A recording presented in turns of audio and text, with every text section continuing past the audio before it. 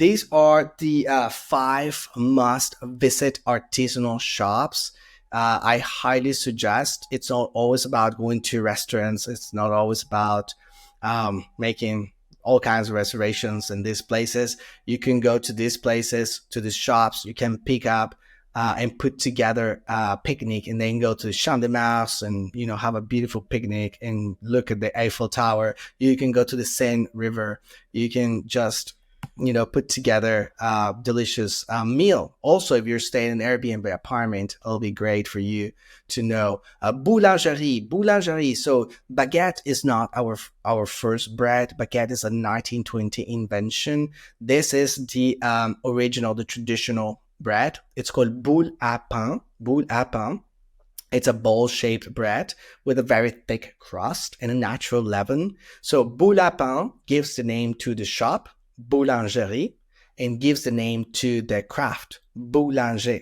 By the way, this famous boulanger that you see in the picture, it's called Olivier Magne, and he is one of the best craftsmen boulanger in France. And I highly suggest you visit and you taste some of his delicious creations.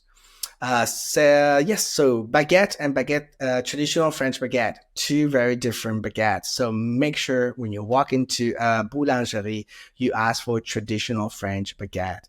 The word tradition is the one that it's UNESCO World Heritage since December 2022. And it's highly regulated by 1993 bread decree that stipulates the size of the traditional French baguette, the price, the maximum price in the country, the weight, and the ingredients, only 4 ingredients. So it's usually very high quality. Also make sure that you talk about butter croissant au beurre, instead of ordinary croissants, which are made with margarine, which is vegetable oil. Not the same thing. Yes. And then this delicious jambon beurre sandwich, as you can see, it's boiled ham with butter, very simple. Sometimes they put cheese, and it's half baguette. So it's a great lunch item too. Chocolaterie Française. So there's a huge movement from bean to bar. These are my two very favorite places in the city. Patrick Roger is a best craftsman chocolate maker. He's a chocolate maker from bean to bar. He's also an artist. So he creates like real size animals in danger of extinction, like penguins, orangutans, chimpanzees, out of chocolate. And then his favorite pieces, he kind of cast them in bronze and puts them in his garden outside Paris. So he is one of the most outstanding chocolate makers I've ever seen. And then Jacques Gedin, it's more like ganache. If you like more like something more smoother, like ganache is like cream with melted chocolate. He makes also the most delicious caramels in the city. Two very different places, but if you visit them, that's all you need pretty much in terms of chocolate. These are the two best ones in the city.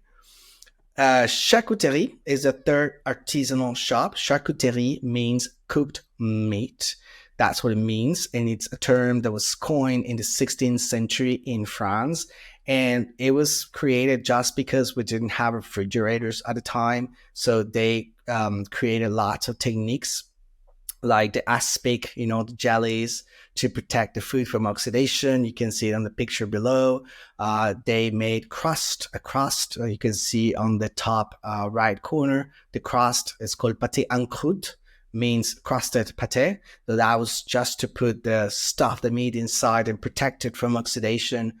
So you're going to find something you call prosciutto. We call it jambon. Same technique, curing with salt, the most important ingredient in the world. And then saucisson will be like salami, just like cured sausages also. And usually these items are eaten at the beginning as an appetizer with some salad, or they can be a whole meal if you have cheese and baguette and wine too. And these two places are my favorite. Maison Véro is to take out in case you have an apartment or you want to make a picnic. Or in Arnaud Nicolas, it's more like a restaurant that serves this kind of food.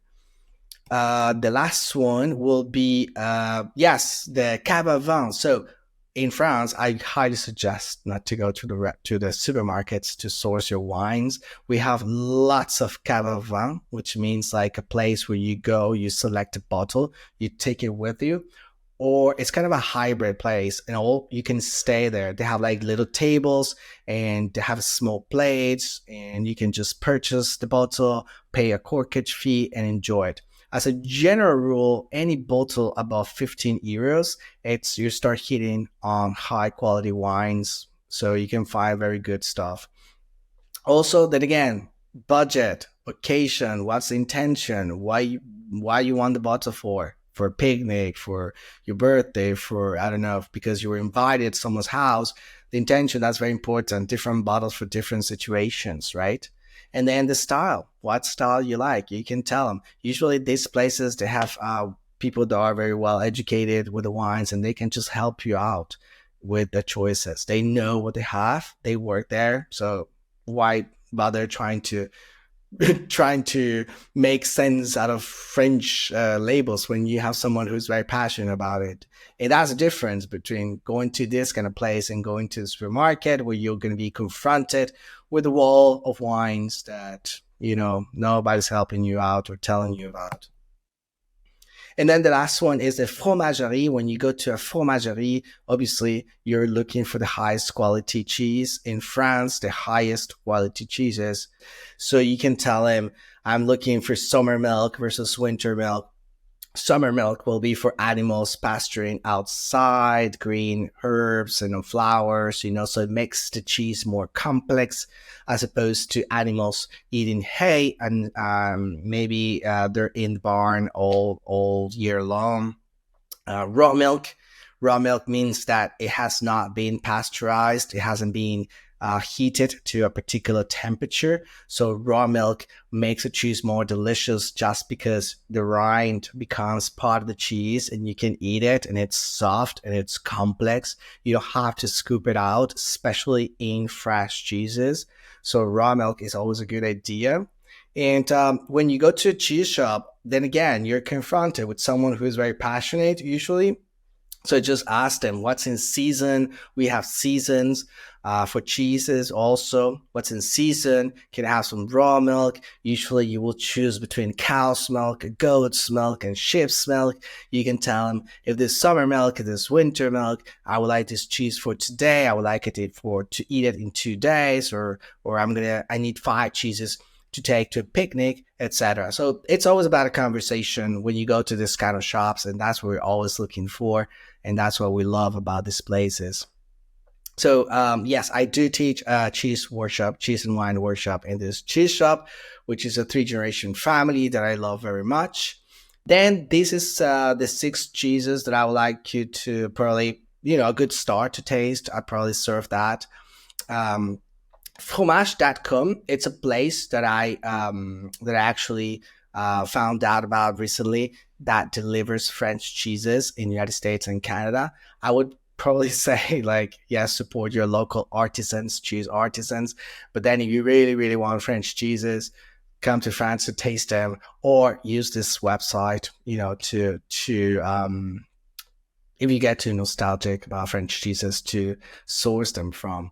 So, yes, how to properly slice French cheeses is just the idea behind it is just that a raw milk cheese, it only applies for raw milk cheeses. So the idea is that raw milk cheeses or unpasteurized cheeses, the milk is not homogenized. So the flavor, it's a little bit everywhere. So you want to give everyone, each of the guests, the opportunity to experience the full length of flavor. So that's the reason why this exists. It's not a rule whatsoever. It's just a suggestion. But it's kind of cool when someone slices cheeses and properly too, especially if you're invited to someone's house.